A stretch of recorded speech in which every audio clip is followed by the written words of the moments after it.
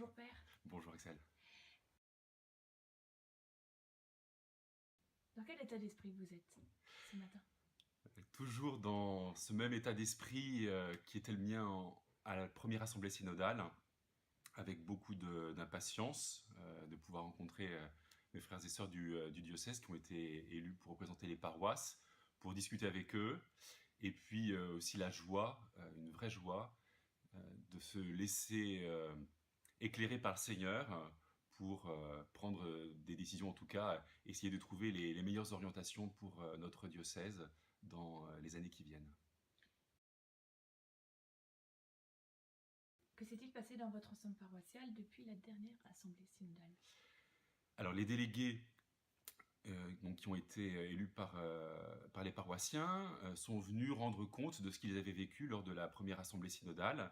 Ils ont fait une vidéo pour cela, ils sont intervenus à la fin d'une messe dominicale pour dire de manière très synthétique voilà, quels avaient été en fait les enjeux de la première rencontre, dans quel état d'esprit s'étaient passés les débats, et puis d'expliquer peut-être aussi un peu la méthode suivie pour ce synode.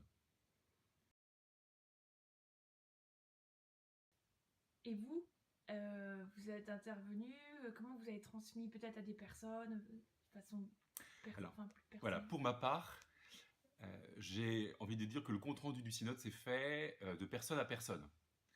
C'est notamment dans les conversations que j'ai pu avoir avec les uns ou les autres que j'ai pu dire ce qui m'avait émerveillé. Je rappelais notamment le temps de prière inaugural de cette première assemblée qui m'avait beaucoup marqué. De voir aussi le caractère paisible des échanges. Alors de fait, c'était sur un sujet plutôt joyeux, hein, puisqu'il s'agissait de mettre en valeur les choses eh bien, qui sont belles, qui fonctionnent bien et qui sentent bon l'évangile dans nos communautés. Mais voilà, c'est plutôt dans, je dirais, oui, la discussion informelle que j'ai pu rendre compte de ce qui se passait de beau dans notre diocèse. Alors le thème de cette assemblée ce week-end, c'est les freins et les fragilités. En fait, on vous l'avait dit, hein, donc vous n'êtes pas surpris.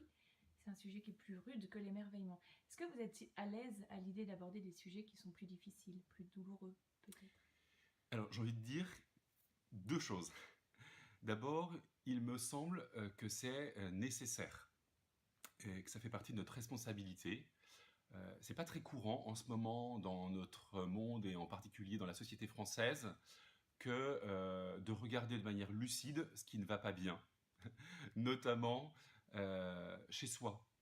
Euh, Moi, ce qui m'étonne beaucoup, c'est d'entendre l'esprit d'accusation. Voilà, on va stigmatiser telle personne avant de regarder ce qui chez soi ne fonctionne pas bien. Donc je crois qu'il y a quelque chose de prophétique dans le fait eh bien, de regarder de manière paisible, lucide, nos blessures, ce qui est finalement mortifère et qui pourrait même tendre à la déshumanisation des personnes dans nos comportements. Donc ça c'est la première chose, donc je crois que c'est une question de responsabilité et de réalisme. Et puis deuxièmement, euh, si nous avons laissé la lumière du Christ nous éclairer durant la première assemblée, pour nous montrer ce qui allait bien, comment ne pas faire de même pour que cette lumière vienne aussi nous montrer ce qui est voilà, plus difficile dans nos communautés. J'aime à dire que le Seigneur nous dit, ce ne sont pas les bien portants qui ont besoin du médecin, mais voilà, ce sont les malades. Et si je ne suis pas prêt à laisser le Seigneur regarder ma blessure, comment est-ce que je peux compter guérir? Voilà, donc ne craignons pas, hein, ne craignons pas de montrer ce qui ne va pas très bien chez nous. Et quand je dis chez nous, c'est d'abord chez moi, hein, avant de regarder Madame Michu qui chante mal à la messe ou Monsieur Bidule Truc qui rêve de l'église des années 50. Voilà, est-ce que moi, j'ai à me convertir? Quels sont ces points de conversion? C'est ce que nous avons à discerner tous ensemble. Et de fait, ça fera avancer, je pense, aussi la cause de nos communautés durant cette assemblée synodale. Merci beaucoup. À demain. À demain. Bonne assemblée.